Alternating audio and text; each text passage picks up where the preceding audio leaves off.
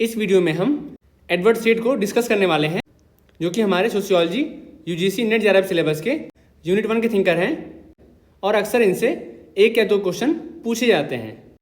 Video start करने से पहले आप वीडियो पॉज करके अबाउट मी में मेरे बारे में जान सकते हैं। इनका पूरा नाम था एडवर्ड वैडी सेड, नॉर्मली हम इनको बोलते हैं एडवर्ड सेड। इनका जन्म हुआ था 1935 में और इनकी डेथ हुई थी 2003 में। ये एक पोस्ट कॉलोनिस्ट थिंकर हैं। पोस्ट कॉलोनिस्ट क्या होते हैं? ऐसे थिंकर्स जो कॉलोनाइजेशन को क्रिटिसाइज करते हों, मीन्स उपनिवेशवाद को क्रिटिसाइज करते हों। उपनिवेशवाद क्या होता है? एक कंट्री का दूसरे कंट्री पे कब्जा करना और उस पर रूल करना और वहाँ पे अपने उपनिवेश स्थापित करना और फिर वहाँ से जो इनकम आए उसको अपने कंट्री में ट्रांसफ़र करना। इसको बोलते हैं कॉलोनाइजेशन और इसको जो क्रिटिसाइज करते हैं उनको बोलते हैं पोस्ट कॉलोनिस्ट। तो ये पोस्ट कॉलोनिस्ट थिंकर थे। पोस्ट कॉलोनिस्ट के बारे में मैं एक अलग से वीडियो बनाऊंगा जिसमें बहुत सारे थिंकर आते हैं और बहुत इंपॉर्टेंट थिंकर आते हैं। वो वीडियो काफ़ी लंबा होगा और बहुत सारे थिंकर रहेंगे, बहुत सारे फैक्ट्स रहेंगे उसमें, बट अभी के लिए हम केवल एडवर्ड सेड को पढ़ते हैं। इनकी ज़्यादा थियरीज हैं नहीं और जो हैं वो लगभग एक ही बेस पे हैं, तो हमें ज़्यादा नहीं पढ़ना पड़ेगा।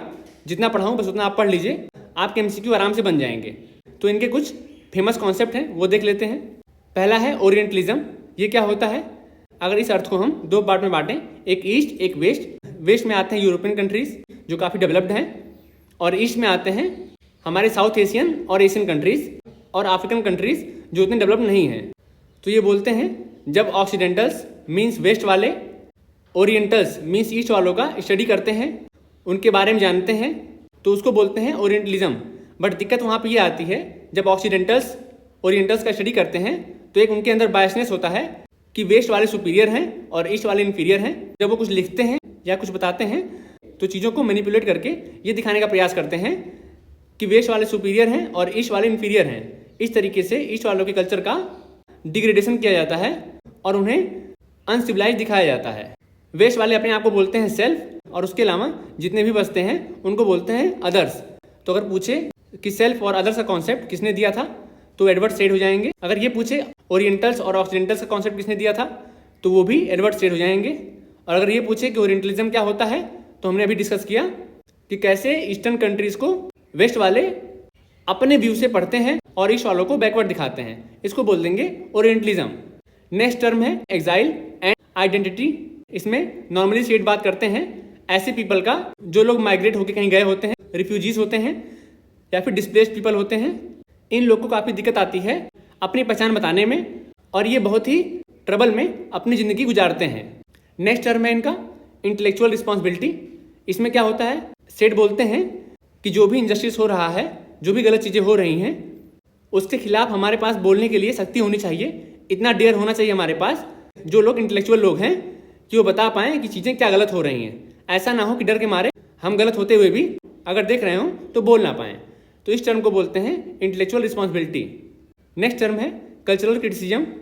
इसमें हम किसी कल्चर को एनालाइज करते हैं और देखते हैं कि कैसे हमारा कल्चर बना और उस कल्चर के थ्रू कैसे हमारा पॉलिटिक्स और सोशल फोर्स तैयार हुआ। मीन्स पहले कल्चर कैसे बना ये देखते हैं, फिर देखते हैं कि उस कल्चर का क्या इफेक्ट हो रहा है। नेक्स्ट टर्म है कॉन्ट्रापुंटल रीडिंग। ये एक मेथड है जो हमारे टेक्स्ट होते हैं, मीन्स जो हमारी किताबें होती हैं, ओल्ड किताबें जो प्राइमरी सोर्स होते हैं, लाइक कार्ल मार्क्स का दास कैपिटल या फिर डर्कहाइम की बुक्स, उनको पढ़ने के बाद उन किताबों को हम मल्टीपल पर्सपेक्टिव से पढ़ते हैं जिससे हमें बेटर अंडरस्टैंडिंग मिल पाए। इसको बोलते हैं कॉन्ट्रापुंटल रीडिंग।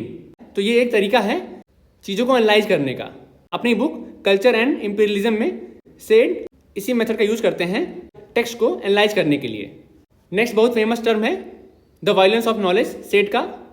इसमें सेड बताते हैं जो कंट्रीज ज़्यादा डेवलप्ड हैं वो अपनी नॉलेज का यूज़ करते हैं वायलेंस दिखाने के लिए, मीन्स चीज़ों को मैनिपुलेट करने के लिए और दूसरों को इन्फीरियर दिखाने के लिए। ये वायलेंस फिजिकल नहीं होता है बल्कि एपिस्टेमिक होता है, मीन्स नॉलेज के थ्रू मारते हैं, फिजिकली नहीं मारते हैं।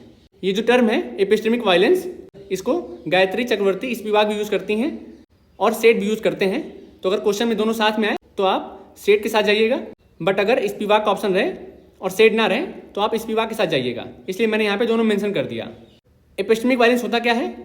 इसके थ्रू जो वेस्टर्न कंट्रीज़ के स्कॉलर होते हैं वो ट्राई करते हैं जो ईस्टर्न टेक्स्ट हैं उनको मिटाने का या फिर मैनिपुलेट करने का।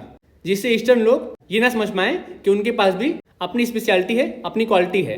तो इसको बोलते हैं एपिस्टेमिक वायलेंस। ये 3 टाइप का होता है। पहला एक्सक्लूजन, मीन्स उनको उनके ही टेक्स्ट से बाहर कर देना। दूसरा मिस रिप्रेजेंटेशन, मीन्स उनको गलत तरीके से रिप्रेजेंट करना, जो चीज़ें वो ना किए रहें उसमें भी उनको जिम्मेदार ठहराना। और तीसरा है डीवैल्यूएशन, मीन्स उनकी जो वैल्यू है उसको कम कर देना। तो ये 3 तरीके से एपिस्टेमिक वायलेंस होता है, जिसकी बात सेट करते हैं। अब कहीं कहीं आपको मिल जाएगा कि सेट बात करते हैं एसेंशियलाइजेशन का, एपिस्टेमिक वायलेंस का और वायलेंस ऑफ एप्रीहेंशन का। बट अगर आप ध्यान से पढ़ेंगे आर्टिकल तो उसमें यह बोला गया है कि सेट की बुक पढ़ के और दूसरे पोस्ट कॉर्नलिस थ्योरीज की बुक पढ़ के ये तीनों कॉन्सेप्ट निकाले गए हैं, ना कि ये सेट का दिया हुआ कॉन्सेप्ट है। बट कभी कभी एमसीक्यू में पूछ लेता है तो हमें सेट के साथ जाना पड़ेगा, इसलिए मैंने यहाँ पे मेंशन कर दिया है। आपको याद कर लेना चाहिए कि 3 टाइप के वायलेंस कौन कौन से होते हैं। बट ये ध्यान रहे इन रियलिटी ये सेट का नहीं दिया हुआ है। नेक्स्ट है इंपीरियल एंटरप्राइज, और जो उसका कल्चर होता है जिसको इंपीरियल लोग रिप्रेजेंट करते हैं, उसको दिया गया था एडवर्ड सेड के द्वारा। एक कोट है, colonism was the form of discourse and not military rule. ये कोट है एडवर्ड सेड का भी, बट कहीं कहीं बोला गया है कि होमी की भाभा का है। तो चूंकि ये ऑथेंटिक नहीं है तो मैं गारंटी नहीं ले सकता हूँ। बट अगर सेड आए तो आप लगा दीजिएगा, या फिर भाभा आए तो आप लगा दीजिएगा। एमसीक्यू में मुझे मिला तो मैंने सोचा यहाँ पे लगा दिया जाए। एक टर्म है ह्यूटिस और ट्यूटिस, इसको यूज करते हैं एडवर्ड सेड लोअर कास्ट और अपर कास्ट को दिखाने के लिए। ह्यूटिस का मतलब होता है लोअर कास्ट और ट्यूटिस का मतलब होता है अपर कास्ट। इंपॉर्टेंट है, पूछ सकता है कि ह्यूटिस और ट्यूटिस का यूज कौन करता है या फिर ये होते क्या हैं। अब जो जो एडवर्ड सेड के मेजर वर्क्स हैं मैंने यहाँ मेंशन कर दिया है, और जो उनकी बुक की मेजर थीम्स हैं उनको भी मैंने 2 लाइन में बता दिया है। अगर आपको पढ़ना होगा आप पढ़ लीजिएगा, वरना चीज़ें केवल याद करने वाली हैं, मीन्स रट्टा मारने वाली हैं। जितना अच्छे से आप रट्टा मारेंगे उतना अच्छा रहेगा।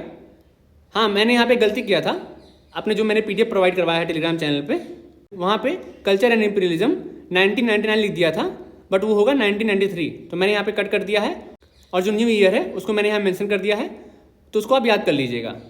बाकी इसका PDF आपको टेलीग्राम चैनल पे मिल जाएगा, डाउनलोड कर लीजिए, रिवाइज करिए, और वहीं पे आपको MCQ मिल जाएंगे, तो उसको आप लगा लीजिएगा।